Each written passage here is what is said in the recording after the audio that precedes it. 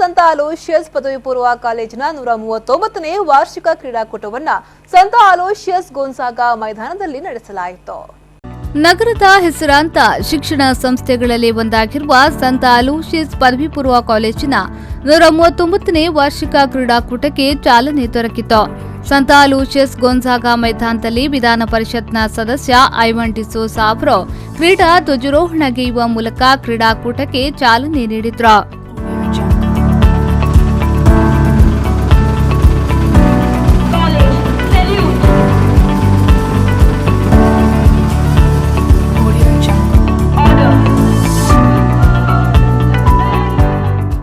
ಬಳಿಕ ಮಾತನಾಡಿದ ಅವರು, ಸಂತ ಅಲೋಷಿಯಸ್ ಕಾಲೇಜಿನ ವಿದ್ಯಾರ್ಥಿಗಳು ರಾಷ್ಟ್ರಮಟ್ಟದ ಕ್ರೀಡಾಪಟುಗಳಾಗಿ ರೂಪುಗೊಳ್ಳಲಿ, ಕ್ರೀಡೆಯಲ್ಲಿ ತನ್ನನ್ನು ತೊಡಗಿಸಿಕೊಳ್ಳುವಂತಾಗಲಿ ಎಂದು ಶುಭ ಹಾರೈಸಿದರು.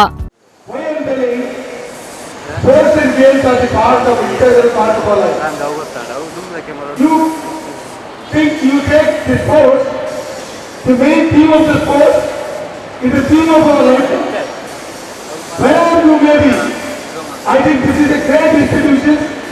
Even only in the PUC you have more than 4,500 friends within one small campus.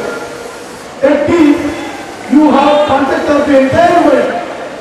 You will get friends all sections of the life, either projecting the caste and creed, and you have to work as a team.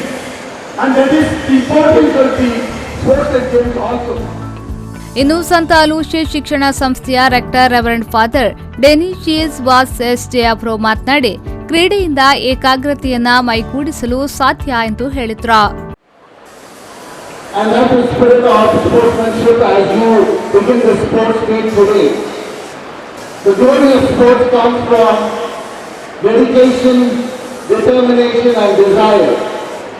Mr. Ivan Gisel is a great sports person. Even now he plays badminton. I know whenever he is in Bangalore in our degree badminton court.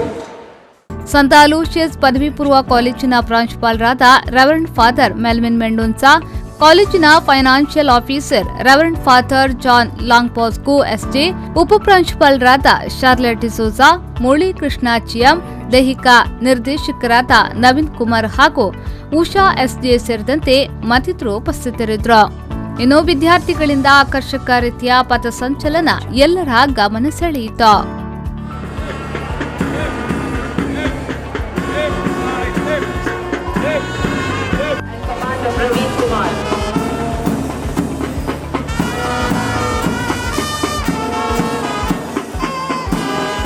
Nagesh Kavoor, ವಿ4 news 24/7 Mangaluru.